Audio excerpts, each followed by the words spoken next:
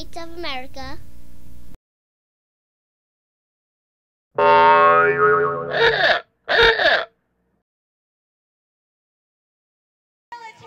Hello, my name is Cameron Catrone. I'm representing San Marcos, Texas. I'm expressing my First Amendment right to say that the Constitution still works. It's not too late. Let's save it. You know, they're trying to undermine it, but you know, we've got the numbers and the law's on our side.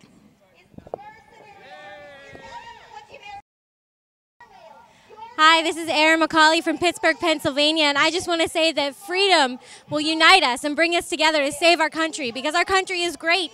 It started out with the idea that the freedom and the assembly of the people together can create a great country, unified no matter how diverse, and be free together. And we can still live that dream, so believe it and live it. Freedom, America. Woo! My name is Wayne Herod from Lisbon, Ohio. And I believe in personal liberty and our government obeying the Constitution. Thank you. Well, my name is David Dudenhofer. I flew in a couple of days ago from Detroit, Michigan to join the other fellow revolutionaries for the cause of liberty. I've been a part of Dr. Paul's campaign almost from the beginning, and I had a rare opportunity to meet Dr. Paul and speak before one of the largest gatherings, the University of Michigan, just after the CNBC Wall Street Journal debates.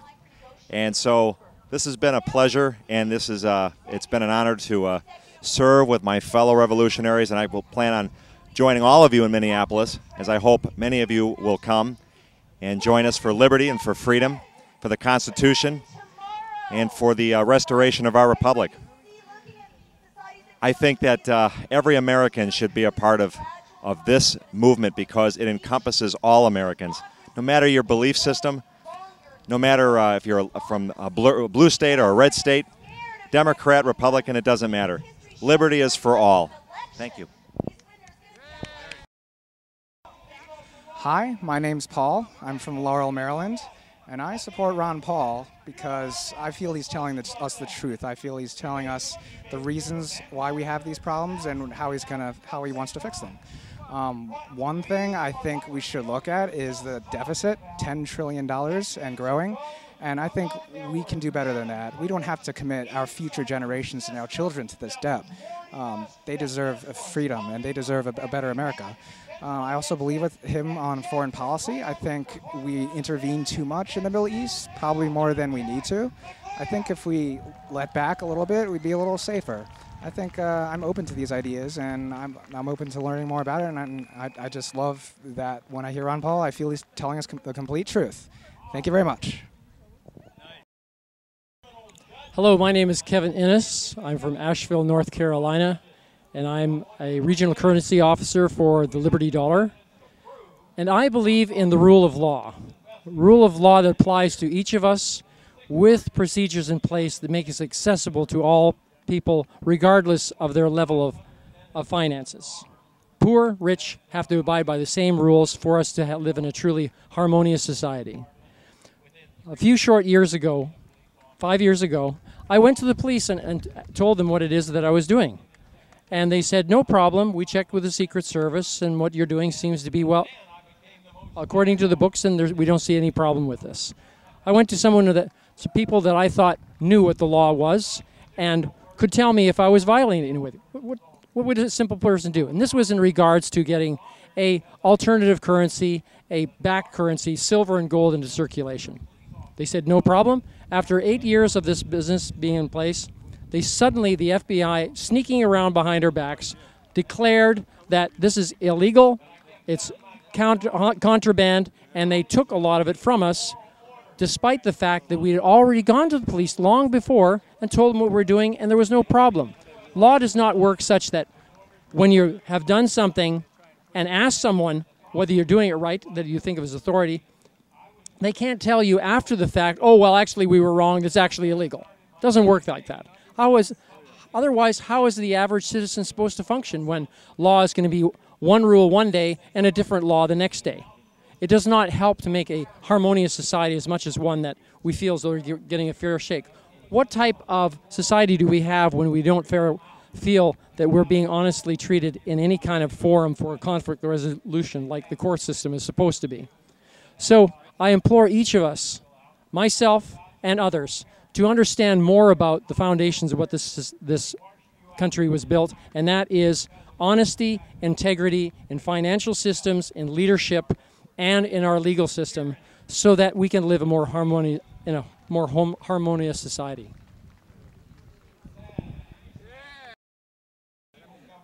Hi, my name is Chris Smith, all-American boy. Yeah, your precious Constitution, the great and powerful.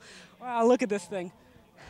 It's gone through so many fucking changes over the years that you probably don't even recognize it from the very beginning. I mean, in fact, if you think about it, the guys who made the Constitution were white, slave-owning males that couldn't give two shits about what would happen about 50 years from now. And yet, 90% of everyone here, in some way or form, couldn't even care less. They think, oh wow, the Constitution was perfect in the 1950s, 1960s, you know, no matter when they want it to be. And yet, they forget by going back to the very beginning, those bloody founding fathers that everyone idolizes, they're realizing that these people were drunks, hooligans, treasonous bastards that frankly didn't give a damn about anyone but their own problems.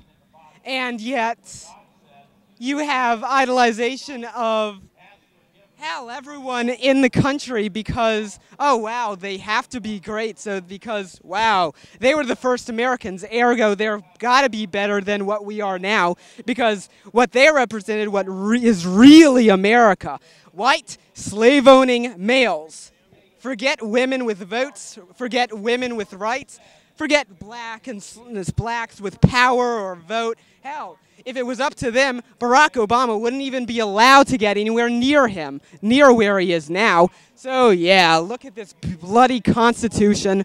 And most people forget to remember that a lot of these changes were done against the will of the people, but for the good of the people. So yeah, there's a potential that we could be wrong, and yet there's a self-defeating system within that if within a constitutional amendment that doesn't get good, it will eventually change for something that is good. So yeah, someone like Ron Paul is going to change things possibly for the better, but he's also going to potentially change things for a whole lot of people that may not want them to be changed, all for the good of bringing it back to what a potential system was before some really good changes actually happened. Yeah, that's pretty much it for now. I'll be done. Thank you. This concludes this program broadcast. We the People, a freedom of speech television show. Go to www.wethepeopleofri.org.